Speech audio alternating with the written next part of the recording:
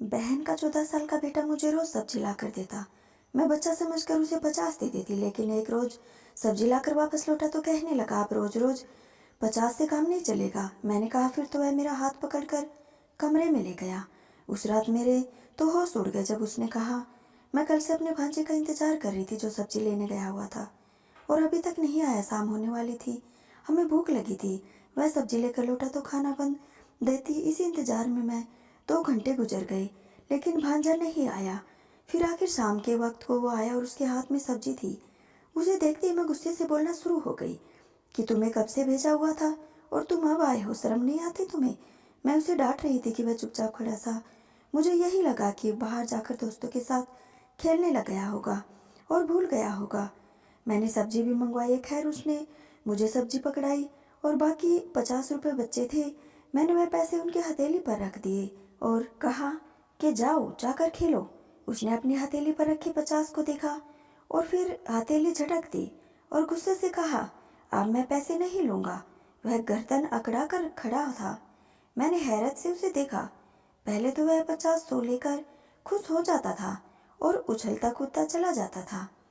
अब उसे क्या हो गया था? नहीं लेने पर क्यों? 50 रुपये नहीं लेने तो कितने चाहिए? मैंने उससे पूछा। मेरी इस बात पर वह हल्का सा घबराया और फिर कहा कि मुझे आपसे जो चाहिए वह आप मुझे दे देंगी। इसका अंदाजा इतना अजीब था कि मैं चौंक पड़ी और हैरत से उसे देखने लगी कि भला इस 14 साल के लड़के को मुझसे ऐसा क्या चाहिए। बेशक वह कद में मुझसे लंबा हो गया, पर था तो बच्चा ही ना। मेरे हाथों में पला बड़ा जवान हुआ था। मैंने उससे कहा कि हाँ बोलो, तुम्हें क्या चाहिए। मैंने बात सुनते ही उसके आसपास देखा और फिर मेरा हाथ पकड़ के कमरे में ले गया। पता नहीं क्यों उस वक्त मुझे अजीब सा लग रहा था, जैसे कुछ बुरा होने वाला है। वह कमरे में आकर भी खामोश हो गया था। उसका सर झुका हुआ था और वह बार बार अपने लबों पर जुबान फेर रहा था। मैंने उसे कहा कि शान, जल्दी बताओ क्या मामला है। मेरे दिमाग में एकदम से आया कि यह कहीं गलत सोहबत में तो नहीं पड़ गया, पर उसने फिर जो बात बताई मेरा दिमाग हिला दिया। मैंने आंखें फाड़ के उसे देख रही थी। उसने ऐसा सोचा भी कैसे? गुस्से में मुझे अपने दिमाग की नसें फटती महसूस हुई थी। मैंने हाथ घुमाकर एक जोरदार थप्पड़ उसके मुंह पर दे मारा और गुस्से से कहा, तुम्हें शर्म नहीं आती इस तरह की बात करते हुए? अपनी उम्र देखो और अपनी हरकत देखो। दफा हो जाओ यहाँ से। वह मेरा थप्पड़ खाकर भी हिला नहीं था, बल्कि अपनी जगह पर डटकर खड़ा रहा। मैं उसकी बाजू पकड़कर कमरे से बाहर ले आई। अब वह अपनी बाजू छुड़वाते हुए मुझे यही कह रहा था कि खाला, मेरी बात सुनो, मेरी बात को समझने की कोशिश करो। मैं बच्चा नहीं रहा, लेकिन मेरा दिमाग इस वक्त हिला हुआ था। मैंने उसे धक्के मारते हुए घर से निकाल दिया और शोर की आवाज़ में मेरी बेटी सोते हुए उठकर बाहर आ गई। वह परेशानी से मुझे देखने रही और फिर मुझसे पकड़कर खींचने लगी। माँ, आप यह क्या कह रही है? वह अजीब नज़र से मुझे देखकर पूछने लगी। उसने कभी सोचा भी नहीं होगा कि मैं अपने भांजे के साथ ऐसा कैसे कर सकती हूँ।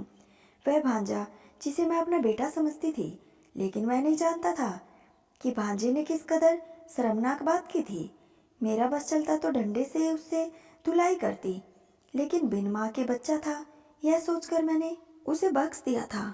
अब पागल हो गई है क्या? जैसे ही मैंने भांजे को बाहर निकालकर दरवाजा बंद किया, मेरी बेटी चिल्ला उठी, हाँ हाँ पागल हो गई हूँ। मैंने झटके से उसे अपनी बाजू छुड़वाया। तुम दफा हो जाओ यहाँ से, सारी मुसीबत की जड़ तुम ही हो। मैंने एक थप्पड़ अपनी बेटी को भी मार दिया। वह हैरान परेशानी से मुझे देखने लगी। तलाक लेकर मेरे सर पर बैठ गई हो, अपने घर बसा नहीं सकी, यहाँ मुझे इम्तिहान में डाले हुए हो। मैं गुस्से से बड़बड़ा रही थी, जबकि मेरी बेटी बेयकीन से मेरी तरफ देखने लग रही थी। उसकी आंखों में आंसू आ चुके थे, पर मैं इस कदर गुस्से में थी कि उसके तरफ ध्यान ही नहीं दिया। वह कुछ देर तो खड़ी रही, रोती रही, फिर भागकर कमरे में चली गई। जाते ही कुंडी लगा ली। मैं थक हार कर चारपाई पर बैठ गई। मेरा सांस बुरी तरह से फूला हुआ था और अभी तक समझ में नहीं आया था कि हुआ क्या था।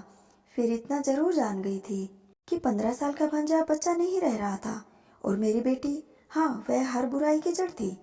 मेरी और मेरी छोटी बहन की एक ही घर में शादी हुई थी। हमारे पति के आपस में न बनने की वजह से हमारे घर अलग अलग थे और हम सालों में कभी कभी मिलते थे। शादी के 1 साल बाद ही मेरे घर से बेटी पैदा हुई, जबकि मेरी बहन के पास औलाद नहीं थी।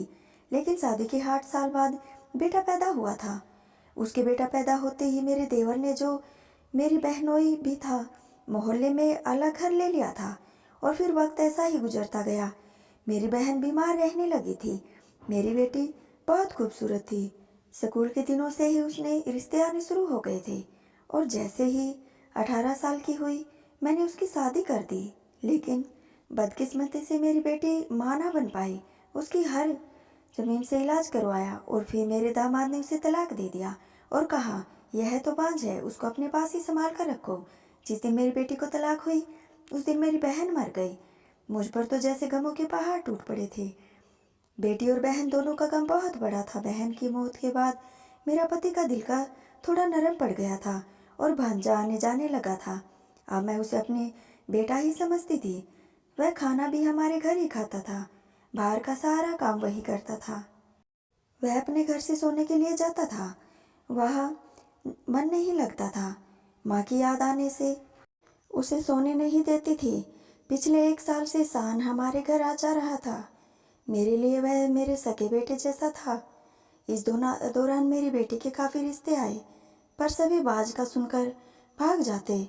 अगर कोई रिश्ता आता तो किसी बूढ़े का जिसके 5-6 बच्चे होते। मेरी बेटी अब इतनी भी गई गुजरी नहीं थी। वह किसी की नौकरानी बनकर जाती। 23 साल की उम्र थी उसकी और खूबसूरत तो वह अब पहले से ज़्यादा थी। मैं उसके रिश्तों को लेकर बहुत परेशान थी, पर आसान ने जो बात की उसको तो मेरा दिल ही दहल गया था। दरअसल उसने मुझसे कहा कमरे में ले जाकर कि खाला, अपनी बेटी की शादी मुझसे कर दो। मैं अब बच्चा नहीं रहा और उसकी इस बात ने मुझे हिला कर रख दिया था। वह वाकई बच्चा नहीं रहा था। जाने कब उसने मेरी बेटी को इस नज़र से देखना शुरू किया था। मुझे तो पता ही नहीं चला। मेरी बेटी तो उसे अपना भाई ही समझती थी। अब मैं उसे घर से धक्के देकर निकाल चुकी थी और अब मुझे लगता था कि अब वह कभी पलट कर यहाँ नहीं आने वाला था। एक पल को तो सोचा कि बहनोई को फ़ोन करके उसकी शिकायत लगाऊं, पर उसमें भी बेटी का तमाशा ही बनता।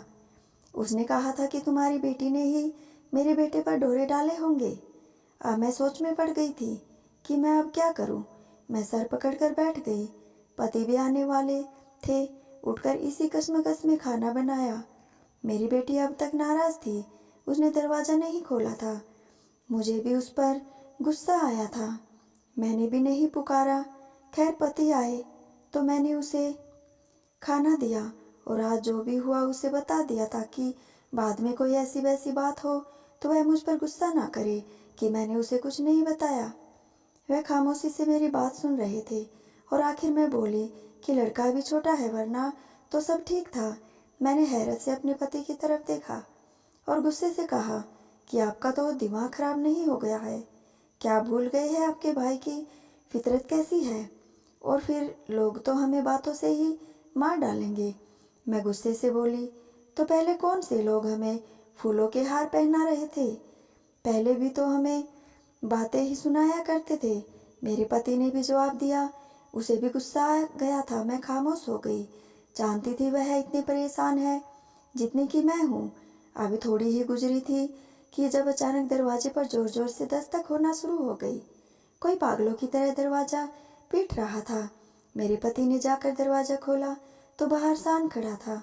उसके चेहरे का रंग उड़ा हुआ था। चेहरा सफ़ेद हो चुका था और उससे बोला भी नहीं जा रहा था। क्या लेने आए हो तुम अब यहाँ? उसे देखते ही मेरे पति ने गुस्से से पूछा मुझे। जब पता चला कि भांजा फिर से आ गया है, मैं पागलों की तरह दरवाजे पर बढ़ी।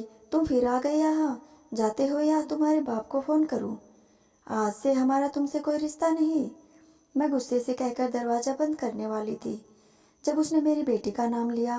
वह आपकी बेटी अनम ने खुदकुशी कर ली, उसने मोबाइल मेरे सामने करते हुए कहा और हमें धक्के देते हुए अंदर दाखिल हो गया। उसकी बात सुनकर तो मैं हैरान रह गई।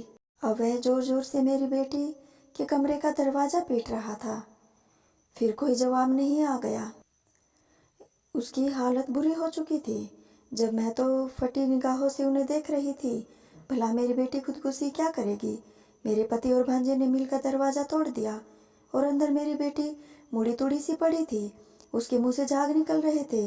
मेरे पति चीखता हुआ उसकी तरफ बढ़ा और फिर उसे उठाकर बाहर की तरफ भागे थे, जबकि मैं दरवाजे में ही गिर गई थी। यह तुमने क्या कर लिया मेरी बच्ची। मेरे अंदर ममता का एहसास जागा था। क्यों किया तुमने ऐसा। मैं अब रोकर चीख रही थी। वह दोनों उसको लेकर जा चुके थे और मैं खाली हाथ बैठे रह गई थी। थोड़ी देर में मोहल्ले की औरतें इकट्ठी हो चुकी थी। अजीब अजीब सी बातें फैल चुकी थी। मेरा तो खौफ से दिल बैठा जा रहा था। अगर मेरी बेटी को कुछ हो गया तो नहीं नहीं, ऐसा नहीं हो सकता।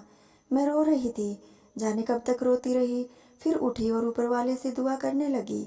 वह माँ ना बन पाई। भला उसमें उसकी क्या गलती थी। उसे पति ने तलाक दे दी थी। उसमें भी उसकी कोई गलती ना थी। और वह मेरी इकलौती बेटी थी, जान से ज़्यादा प्यारी थी। लेकिन जब से उसे तलाक हुई, लोगों की बातें सुन सुनकर वह मुझे बोझ लगने लगी थी। मैं अब उससे हर वक्त खपा रहती थी, बिना वजह डांटती रहती थी।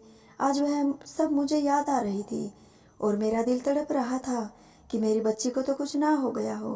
कितनी पागल थी ना मैं, लोगों की बातें सुन सुनकर और लोग क्या कहेंगे यह सोच सोच कर अपनी ही बेटी की अजियत देती थी। आज तो मैंने हद ही कर दी थी, तभी उसने इतना बड़ा कदम उठाया था, वरना तो बड़ी सब्र और शुक्र करने वाली थी। सुबह तक मैं दुआएं ही मांगती रही। फिर सुबह के बाद मेरा पति मुझे लेने आया। उसने मुझे कुछ ना बताया और मैं धड़कते दिल के साथ अस्पताल आ गई।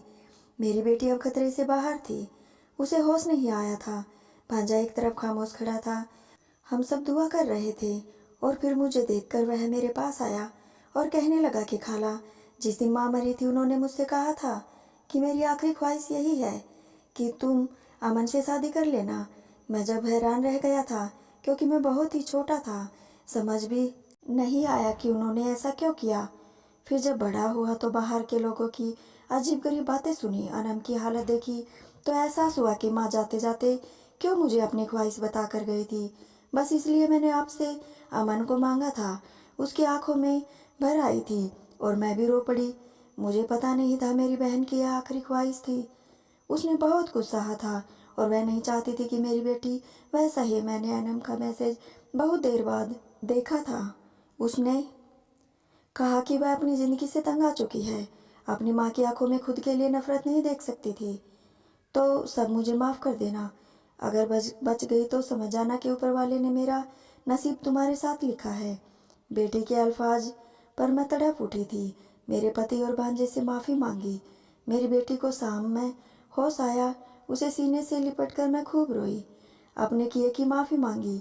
भला बेटियां तो मोहब्बत करने के लिए होती है। अगर इन हालातों में माँ बाप उनका साथ छोड़ देते हैं तो उन्हें कौन सहारा देगा। मैं अब यह समझ चुकी थी कि बहन की आखिरी ख्वाहिश थी, मुझे अजीज थी। फिर मैं बेटी का हाथ भांजे के हाथ में दे दिया और उन दोनों के लिए दिल से दुआ की कि ऊपर वाला उनकी आने वाली ज़िंदगी को खूबसूरत बनाए और किसी को भी वह दिन ना दिखाए जो अपनी बेवकूफ़ी से मैंने देखा था। तो दोस्तों, आपको हमारी कहानी कैसी लगी हमें कमेंट बॉक्स में ज़रूर बताइएगा और प्लीज़ हमारे चैनल को सब्सक्राइब भी कर लीजिएगा।